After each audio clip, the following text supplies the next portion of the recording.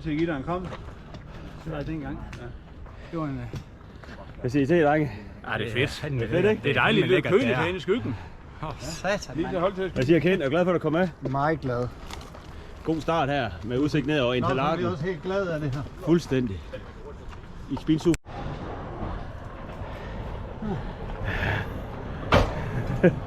Hvor var bremsen virkelig lort der? Det er svigt. Det er rigtig bremsen.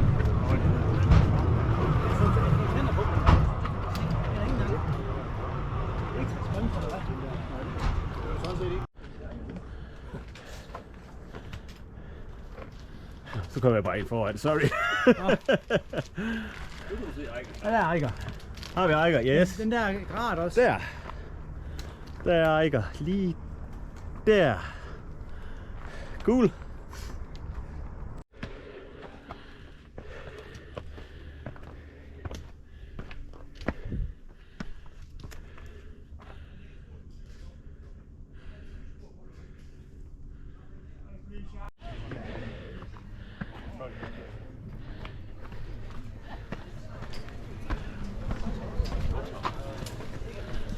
Hey boys. Du godt kan komme med.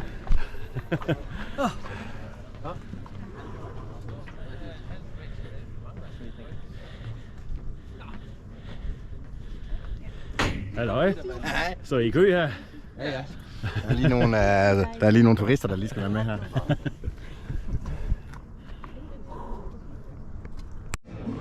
Så er vi nået toppen her over Interlaken og på vej ud på Hardergraden. Og vi sidder lige og får en stille og rolig øl. Så lad os lige hilse på gruppen her.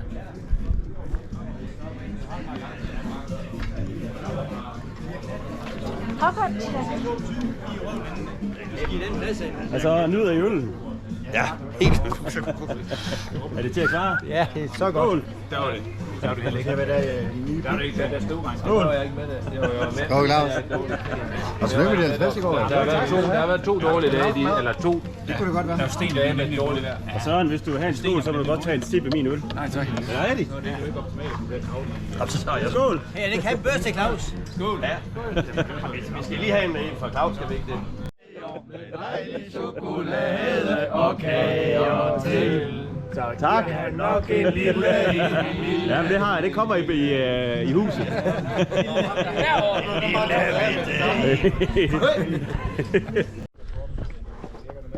Okay. Sorry.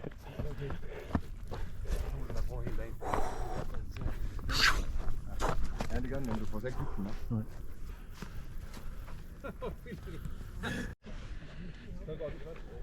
Var det bare det her? Hvem har ingen børn? Var det første Hvem er dem, tur der her? er gået først? De har ikke noget at leve for.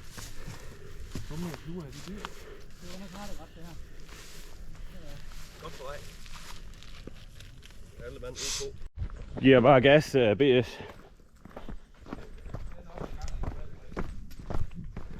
En plan om at filme det survival blanket frem, og så lave sådan en drag ting af den.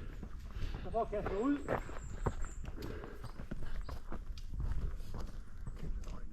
Han er der. Jeg når det. Det er fedt, det her.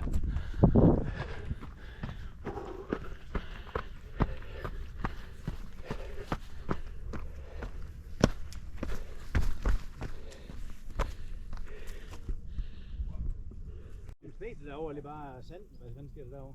Det er sand. Sand på Sahara, eller hvad? Begynder at smage noget. Ja, det gør det.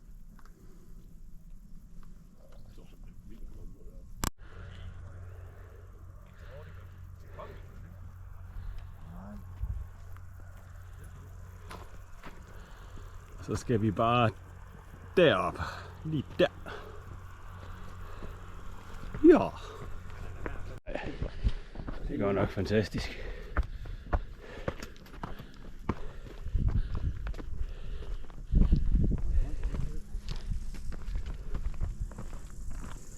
Det er jo sådan, det er meget kaldt i det. Ligesom op i Aalborg. Så er det ikke City.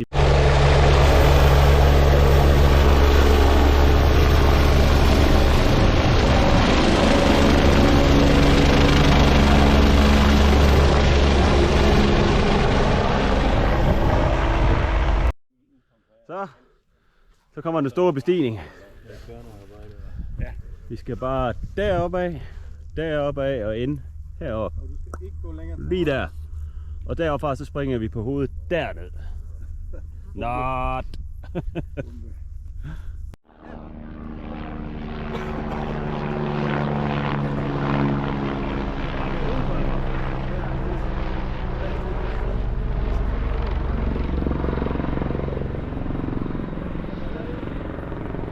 Det er godt at beskygge med.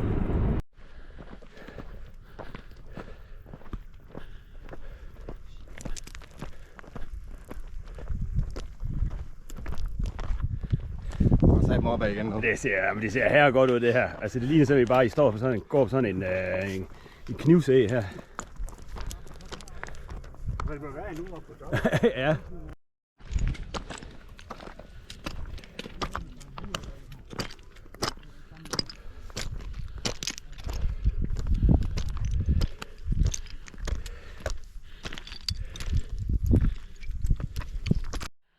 Ja. Nu er vi snart toppen på Augusta Matterhorn. Og det er sgu meget cool. Hvor højt er vi oppe? 22,85 siger det. 22,85. Oh. Ja, det er sgu meget cool det her.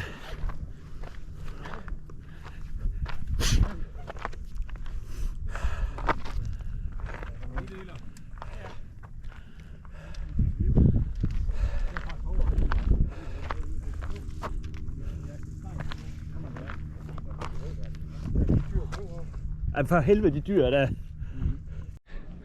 Så er vi sgu på den hardcore del af Hardegraden. Det går nedad på begge sider. Ja, nej, på 3. Ja, på 3 sider. Nu går det også nedad her, ja. Som i lodret.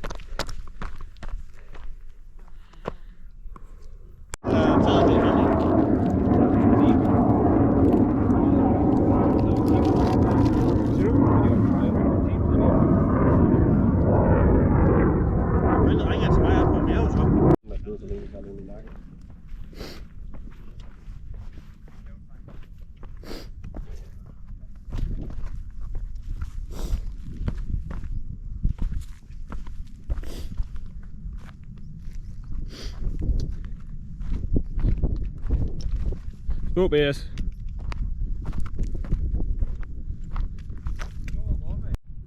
Så kører vi lige en af de smalle stier efter et lækkert nedløb her. Så det skulle bare med at holde tækken lige i munden her.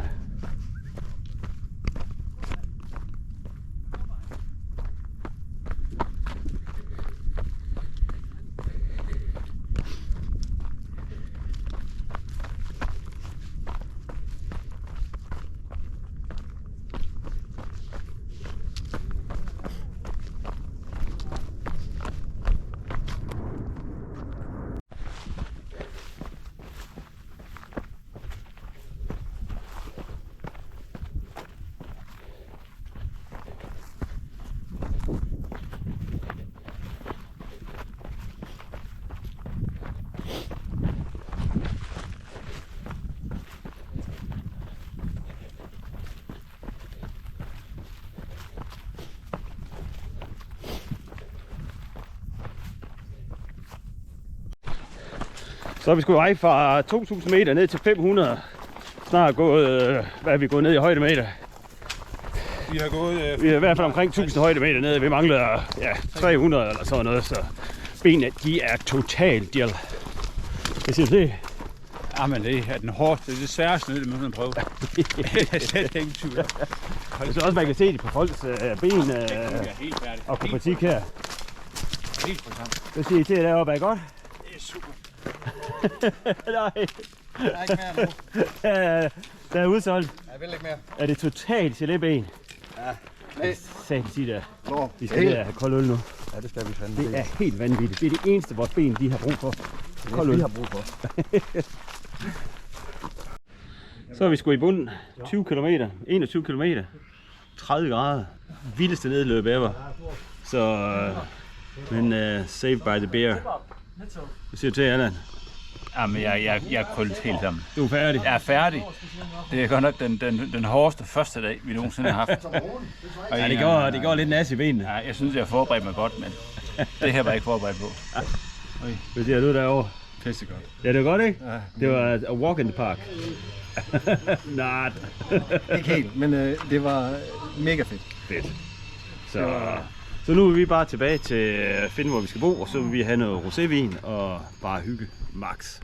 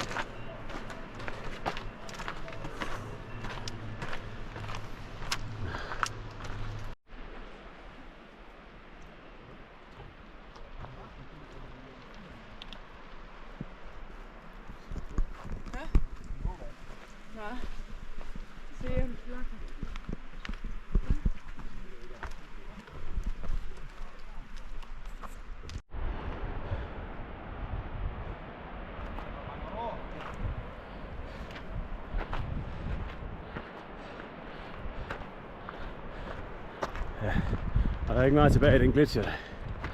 Det er det godt nok ikke. Skal vi bare der? Ligger hytten lige der.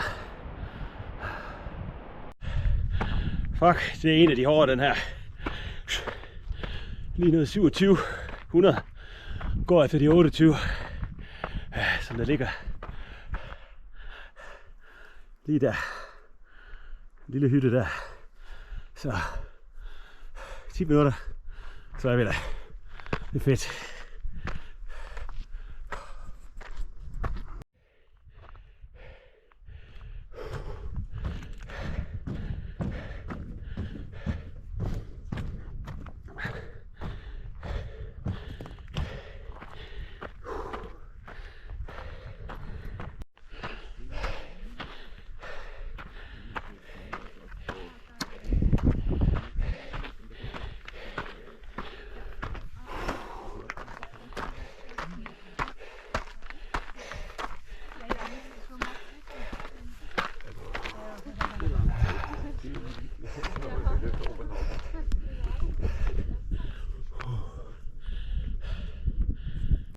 Så nåede vi sgu tophytten her.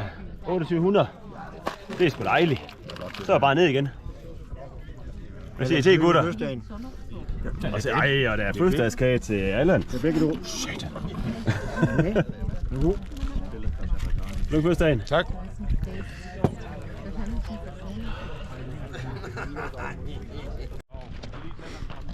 Ej. Gå og rundt og optager. Det er godt med noget mandehør. Det er den her friske alpe lugt. Lugt. Det kan jeg faktisk ikke. Det må være højden. Det tror jeg også. Jeg har røg i syge. Det må være.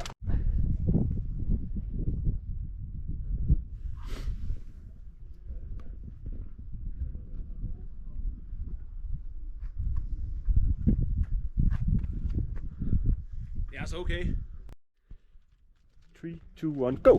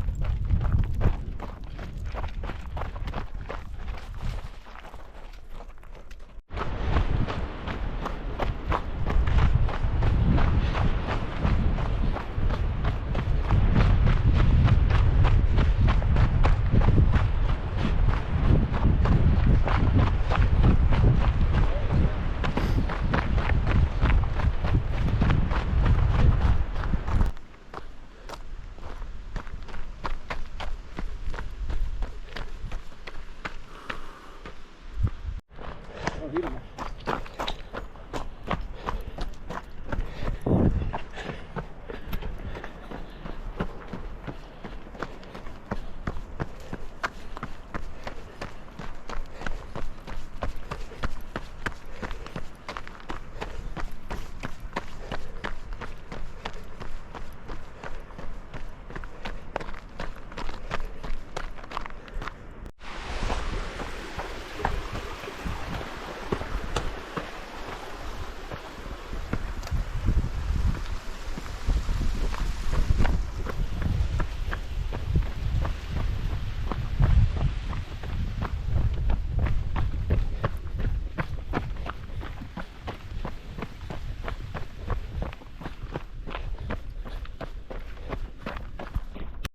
Er det godt? Bremse! Bremse! Er det lækker? Det er lækkert. Jeg tror, det er for koldt for dig, Claus. Tror du det? Det er så koldt. Skal de være... De her saltbukser der. Godt hovedspring, Claus. Hvad? Godt hovedspring. Ja, men jeg skulle lige passe på den der. Det vil fandme være træls at tage bagud. Der er ikke til et afsæt. Det er sgu meget hyggeligt det her. Ja? Det er mega. Det er sgu da lækker.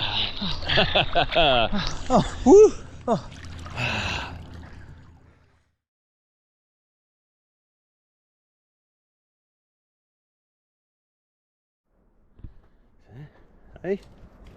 Du skal ikke være bange. Altid godt, Claus. Nu kan jeg ikke komme forbi.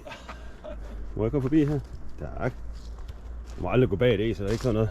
Jo. Eller en hest. Hej, hej. Nej, de var meget stille og rolige. Der var ikke meget grund dem.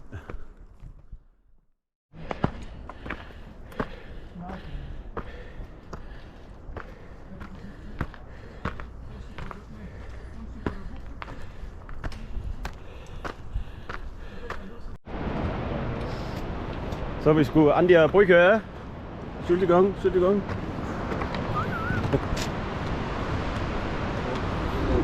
Noget af en kløft. Ja, det er det. Ja, for helvede, hold da kæft.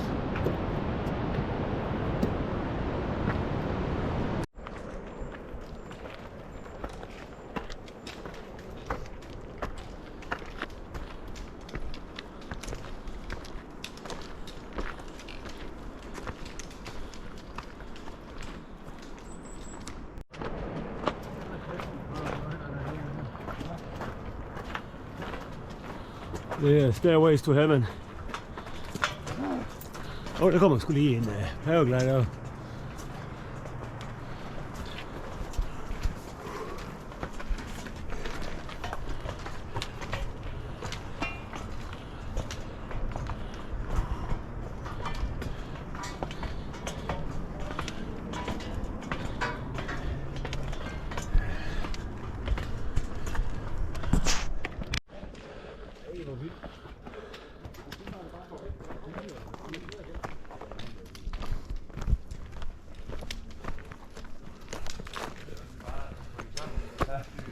Are there any bears in here?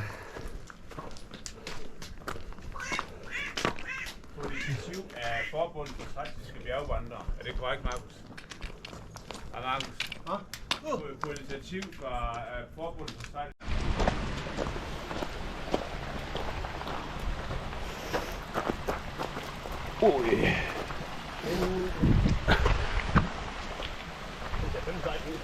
Det er helt vildt cool det her. Hold da kæft, mand. Ej, kæft, det er fedt. Det er totalt cool. Ej, hvor vildt. Hul igennem.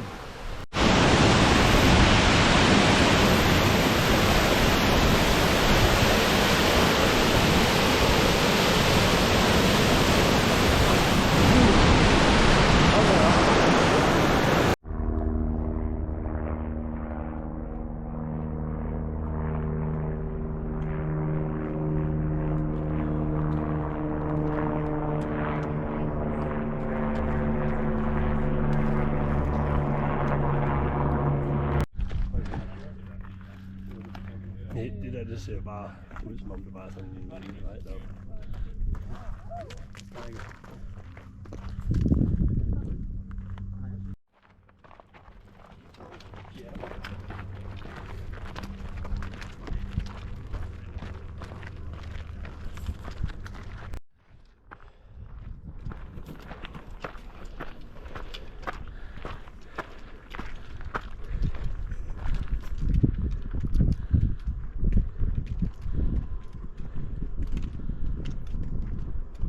Skål. Skål.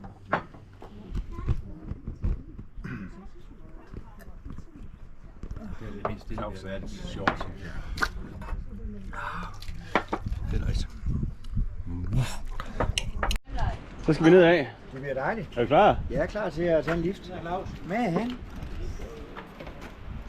Og det er set udsigt her, hva'? Så har vi Jungfrau lige der. Over 4.000 meter. En hytte derovre. Endnu. Ja, det,